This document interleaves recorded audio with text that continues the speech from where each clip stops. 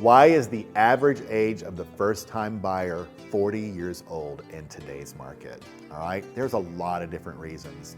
And the one that comes most closely to mind and immediately to mind with everybody is there are certain conditions about today's economy, today's political atmosphere, and today's economic and opportunity atmosphere in America that's very different than it's been in the past. We are hearing messages and absorbing messages and starting to live messages that opportunity is not in front of us.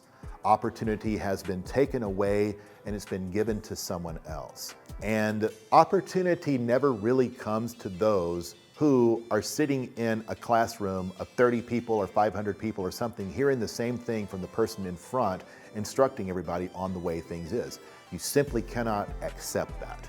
You have to close the book, get up and take a break from that mass message, and go around the corner and do your own research and say, is this really true? Is this message that is so pervasive and so in front of me and so seemingly indisputable, is it really true and does it apply to me? Every single person watching this right now has an opportunity to buy a home. And there's so many different ways to do it.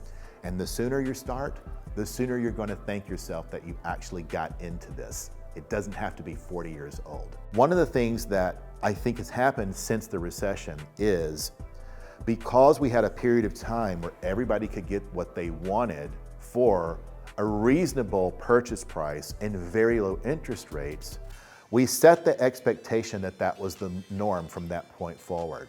Let's talk about something, okay?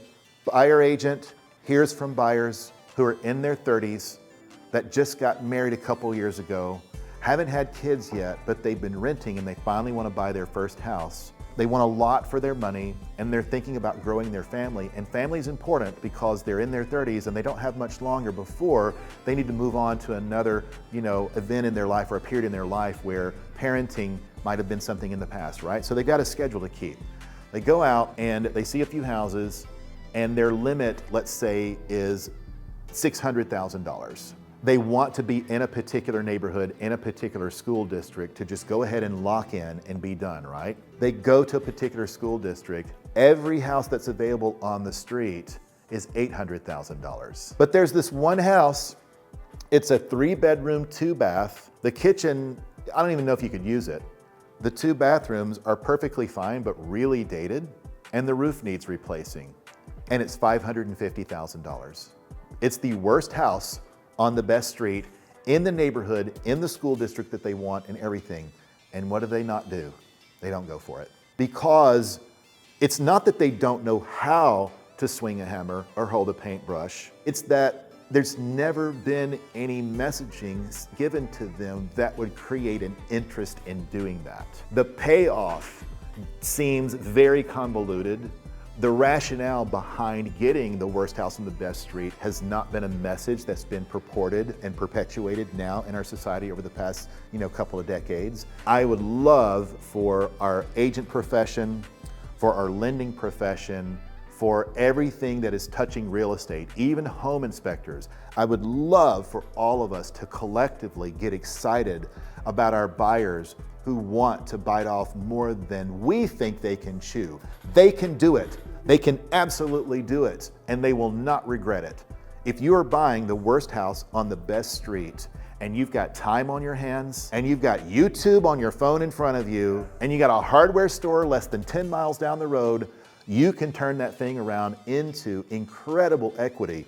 The rate evaluation on something like that, if you do everything right, and it's so easy to do everything right, it really, really is far better than you'll receive in the short or even a general long term on your stocks, bonds, retirement portfolio, 403Bs, anything like that, college funds.